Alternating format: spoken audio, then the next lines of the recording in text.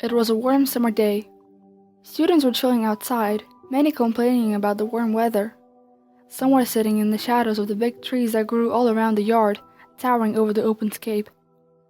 No one had the energy to move around or do anything at all. Heat deprived, some students were lingering in the cool hallways of Hogwarts, with nothing to do. After all, it was summer holidays. Ginny was sitting in the shade of a tree by a small pond, watching a dozen of tiny fishes playfully swim around in a small body of water. She smiled, serenity filling her soul. She had a plain orange summer dress on, ruby earrings, and no makeup. She didn't like it all that much. She didn't understand why other girls would always wear so much makeup to cover up their true beauty. She liked everything natural. Just like that, she didn't understand why some would undergo surgeries to change their body. Ginny herself didn't have a chest that big, nor a big bubbly ass many guys found hot nowadays. She didn't understand what was so beautiful about that, nor did she think that the way she looks was wrong. She was mad at all the men who would encourage women to get huge uncomfortable breasts, big fat butts, waists the size of a water bottle, big lips and loads of makeup. Yet she didn't see much of that behavior between girls. She went into deep thought. What would it be like to be with a girl? She never really thought about it. She never felt revolted at the thought, but nor was she all for it. She was just accepting. But really, what would it be like to date a girl? Someone who is of the same gender, same body functioning, not having to be embarrassed of periods, not having to worry whether you're pleasing enough for others' genitals, not having to worry over being so naturally emotional. She closed her eyes and lay down in the soft grass, dreaming.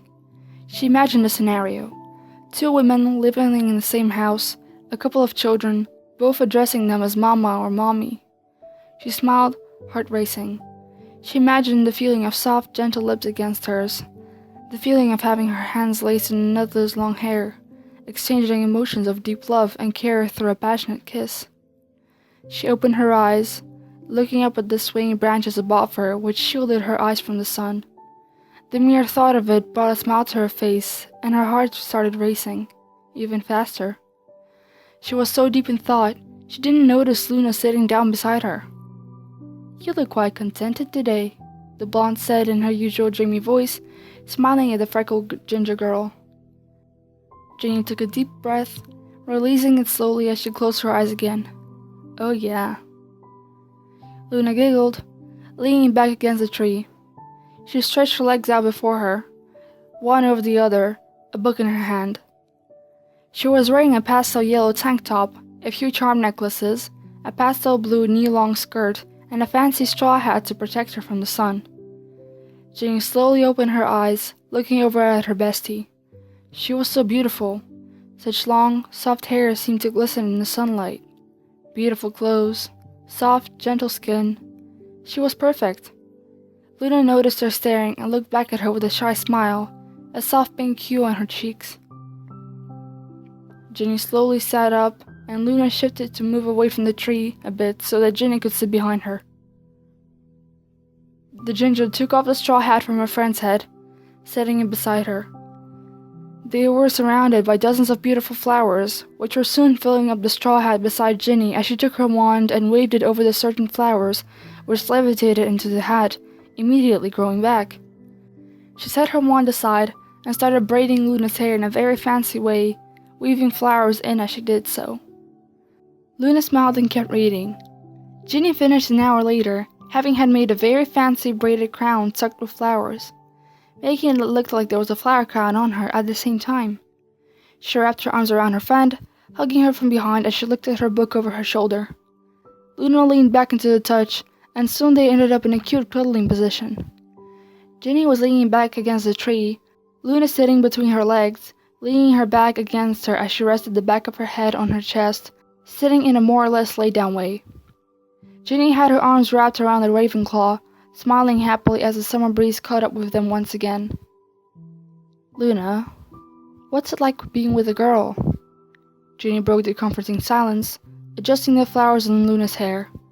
The Ravenclaw blushed, half closing her book as she looked aside shyly. I don't know. I mean, I never was in a relationship with a girl, so I don't know. But my friend has two moms, and they seem to be very happy and head over heels in love. I suppose it's nice. Ginny hummed and muttered quietly. Well, did you ever want to try a relationship with a girl?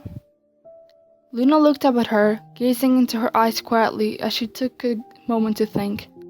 She thought of what it would be like to have a woman to protect her instead of a man. A woman that would love her and make her heart skip beats whenever they were together. Her breath hitched excitedly before she slowly let it out in a dreamy sigh. I would love to try. The two smiled, blushing, brown eyes locked with the silvery gray-blue ones, both minds clearing. Ginny felt like she had to do something. Luna felt like something was going to happen. Right now, it was just the two of them and no one else. What could go wrong? Luna, sensing what was going to happen, fluttered her eyes closed and tilted her head back a bit more so that she was completely facing her ginger friend.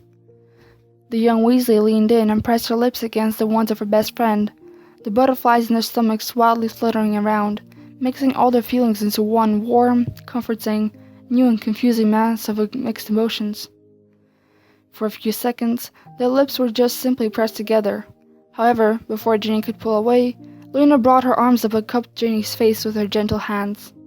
Ginny cupped Luna's cheeks as well, comforting the girl. She proceeded to slowly turn this into a real kiss, and the blonde kissed back. After what seemed like forever, they pulled away for air. The two smiled at each other, blushing crazy. As the awkwardness passed, Ginny returned to fiddling with Luna's hair.